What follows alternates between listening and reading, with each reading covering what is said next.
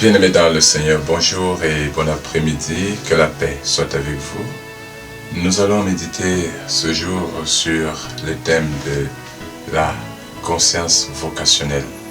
La conscience de me savoir aimé, appelé de Dieu. La conscience de me savoir béni. La conscience de me savoir fortifié. La conscience de savoir ce que je reçois en Jésus-Christ. La conscience de savoir ce que Jésus me donne et ce que cela vaut pour moi. Je nous invite à lire ce texte de Colossiens 2, chapitre 8 à 10.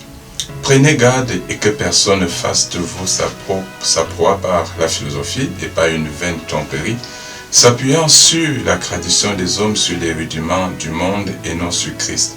Car en lui habite corporellement toute la plénitude de la divinité.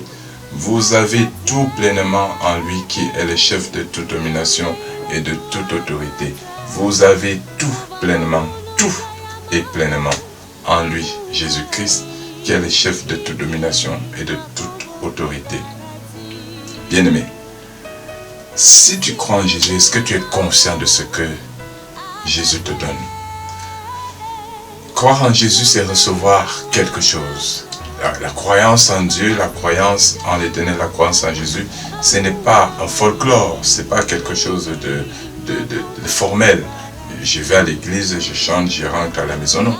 La croyance en Dieu, c'est la connexion à Dieu, c'est l'alliance avec Dieu. Cette connexion te communique quelque chose, Dieu te donne la vie. Dieu te communique sa vie. Tu prends part, tu partages avec Dieu la puissance de sa vie.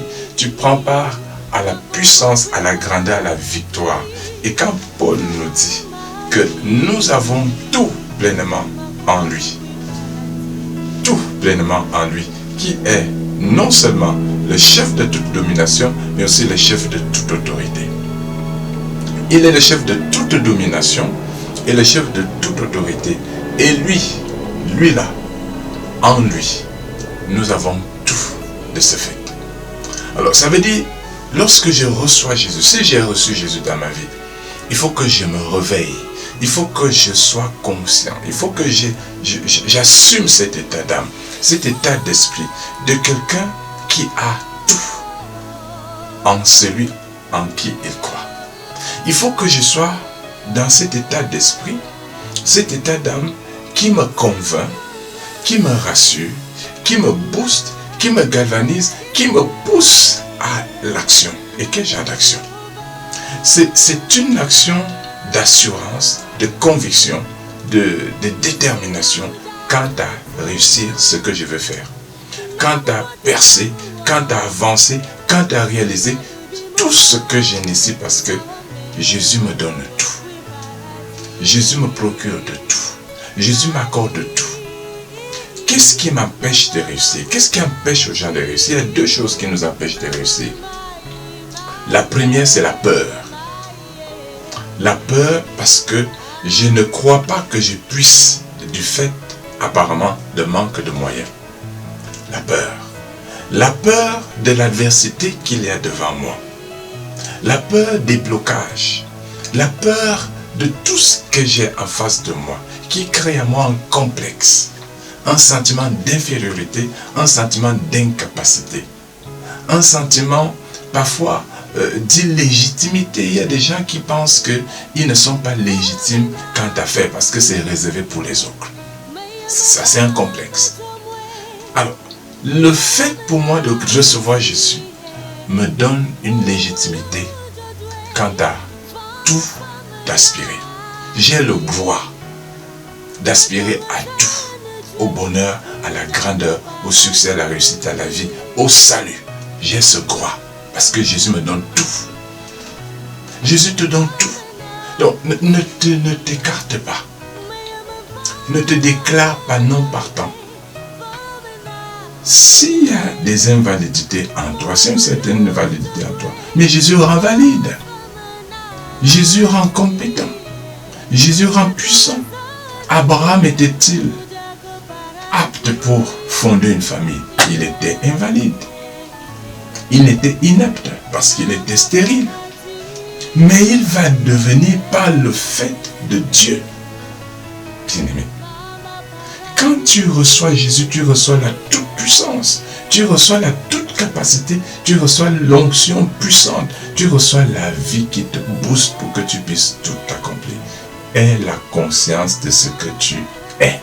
Aie conscience de ce pourquoi tu es appelé. Assume-toi et prends conscience de ce que Dieu a dit que tu es. Par conséquent, lève-toi et fonce. Quand vous voyez, Dieu n'a jamais commencé a rarement commencé avec des grandes choses. Dieu a toujours commencé au milieu du monde avec des petites choses pour confondre les grandes. C'est toujours avec les petites. Abraham, c'est qui? David, c'est qui? Moïse, c'est qui? Moïse, il enlève d'abord Moïse du trône et l'envoie au désert. Moïse devient un petit berger. Et il va donc prendre un berger fugitif et l'amène en Égypte pour affronter un Dieu.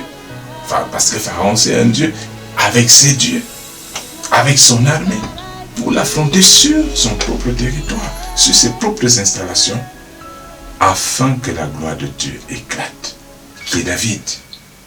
David reçoit une onction, lui, le berger le plus petit de sa famille, le moins considéré de son père.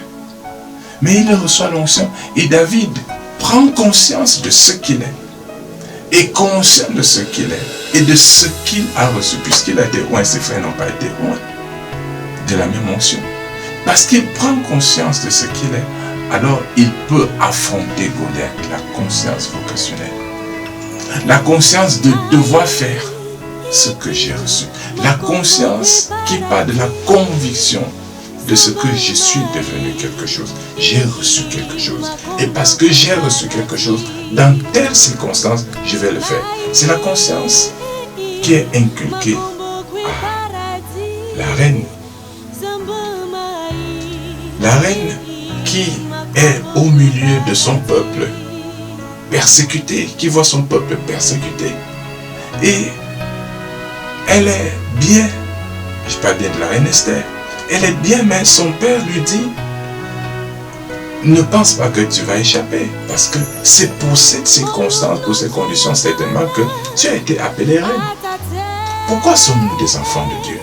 Pourquoi sommes-nous le peuple de Dieu? Pourquoi suis-je fils de Dieu dans une famille?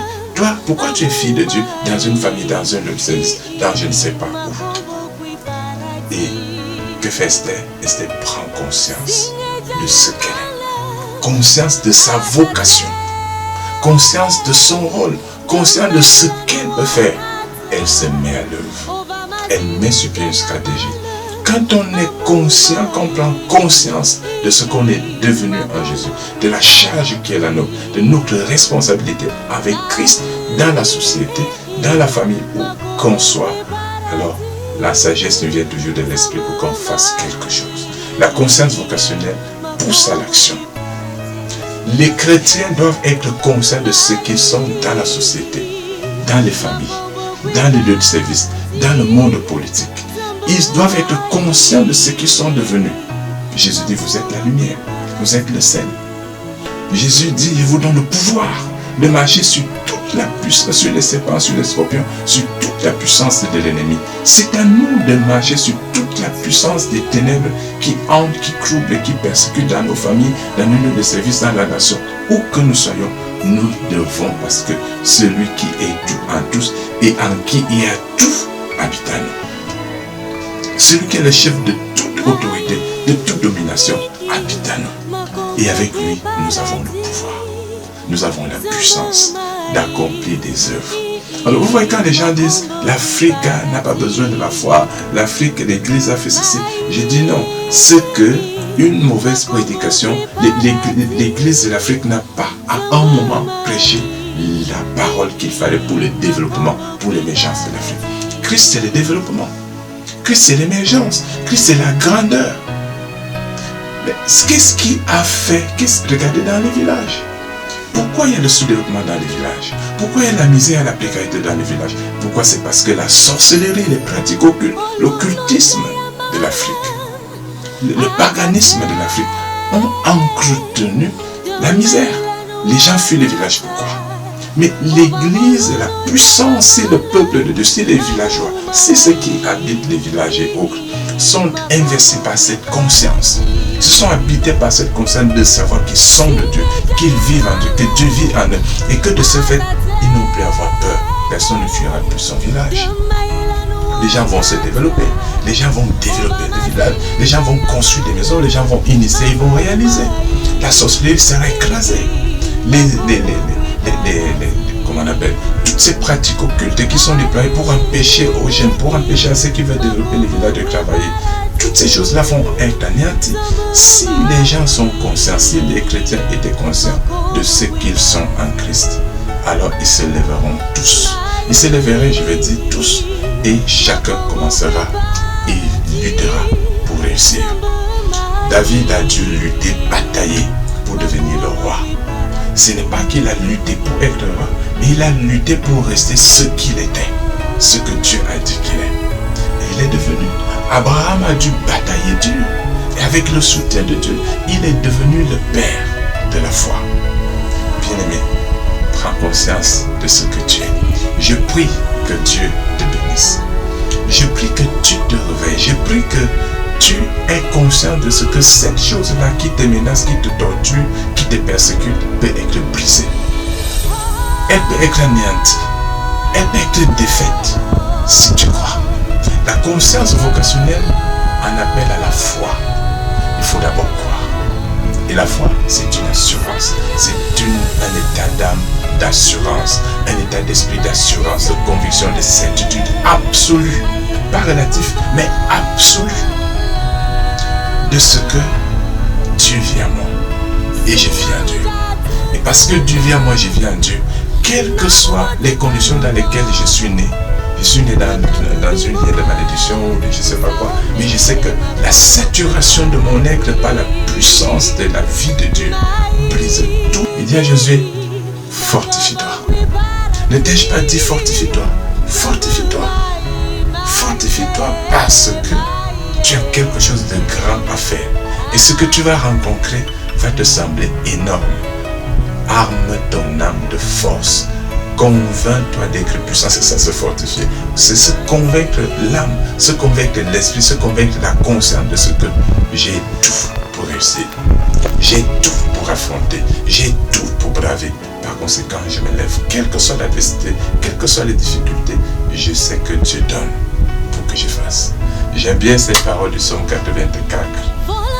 Dieu augmente la force. La force de ceux qui s'élèvent pour marcher au nom du Seigneur augmente au fur et à mesure qu'ils avancent. Que le Seigneur te bénisse, qu'il te fortifie. Je prie que la puissance de l'Esprit de Jésus-Christ travaille en toi. Que la force de l'Esprit du Seigneur arme ton âme.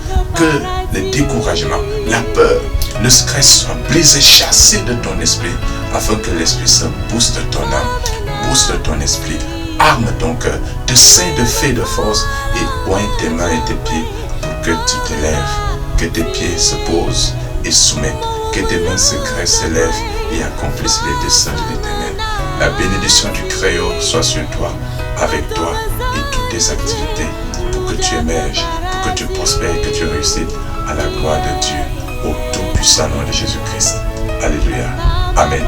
Shalom et que Dieu te bénisse.